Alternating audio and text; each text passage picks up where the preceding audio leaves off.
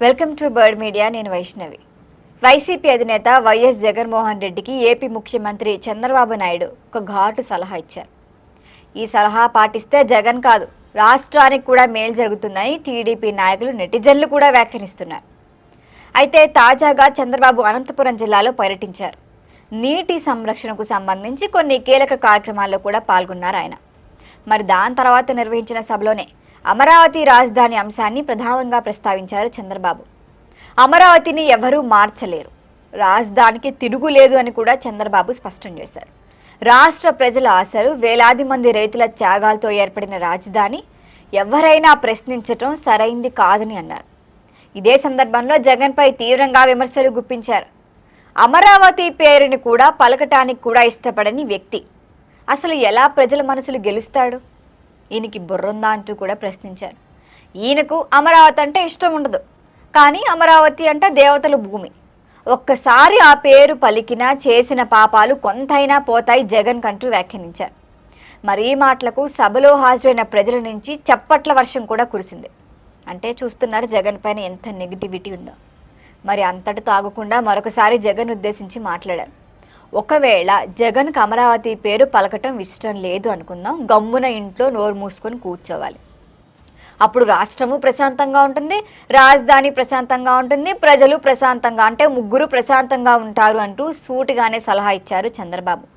జగన్ బయటకు వచ్చి వివాదాస్పద వ్యాఖ్యలు చేస్తున్నారు, గందరగోళాన్ని క్రియేట్ చేస్తున్నారు. దానివల్ల ప్రజలు అనవసరంగా ఉద్రిక్త పెరుగుతోందని కూడా విమర్శించారు. దాంతోపాటు జగన్పై నెగిటివిటీ కూడా పెరుగుతోంది. దీనికన్నా మీరు ఇంట్లో నోరు మూసుకొని కూర్చుంటే మీకు కూడా ఎంతో కొంత మంచి, మీ పార్టీ కూడా చాలా వరకు బతికిపోతుందని కూడా చెప్పారు. జగన్ మీరు ఇంట్లో ఉంటే ఎవరికి ఇబ్బంది ఉండదు, మీరు బయటకు వచ్చి ఏదేదో పిచ్చి పిచ్చి మాటలు మాట్లాడతారు. మీ స్క్రిప్ట్ రైటర్ని అయినా మార్చుకోండి, లేదా ఇచ్చిన స్క్రిప్ట్ని మీరైనా రీవెరిఫికేషన్ చేసుకోండి. లేదు మీరు వచ్చి మీకు నచ్చింది మాట్లాడి పిచ్చి పిచ్చిగా బిహేవ్ చేసి వెళ్ళిపోవటం వల్ల ఎవ్వరికి ఉపయోగం ఉండదు. దీనివల్ల ఆయనకి ఏమైనా అయ్యిందేమో అని మా వాళ్ళు అడుగుతున్నారు. జగన్కి ఏమైనా పిచ్చి వచ్చిందా, తీసుకెళ్ళి ఎక్కడన్నా చూపించండిరా బాబు అని మాట్లాడుతున్నారు. అసలు వీళ్ళ దాకా ఎందుకు, వాళ్ళ పార్టీ వాళ్ళే, అంటే వైఎస్ఆర్ కాంగ్రెస్ పార్టీ వాళ్ళే ఆవేదనలో ఉన్నారని చెబుతూ వ్యాఖ్యానించారు చంద్రబాబు. నీకు అమరావతి అంటే ఇష్టం లేదు, ఓకే, ఆ పేరు నువ్వు పలకపోయినా పర్వాలేదు, గమ్మున ఇంట్లో కూర్చో.